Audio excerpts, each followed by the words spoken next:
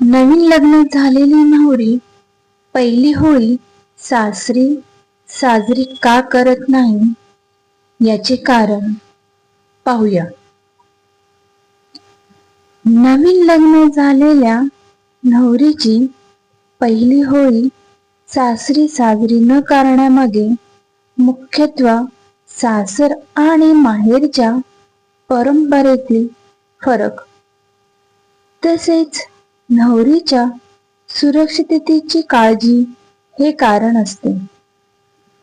लग्नानंतर होळीच्या दिवशी नवीन सुनेला माहेरची होळी किंवा गावी जाणे अधिक योग्य मानले जाते, जेणेकरून तिला माहेरी आराम मिळावा. होळीचा सण हा रंगांचा असतो. काही ठिकाणी सासरच्या होळीत खेळण्याचा उत्साह जास्त असतो.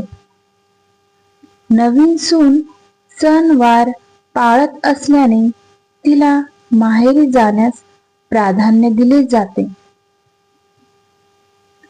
होळीच्या दिवशी रंगांची उधळण आणि आरडाओरडा असल्याने नवरीला शारीरिक त्रास होऊ नये म्हणून तिला आराम मिळावा असा उद्देश असतो.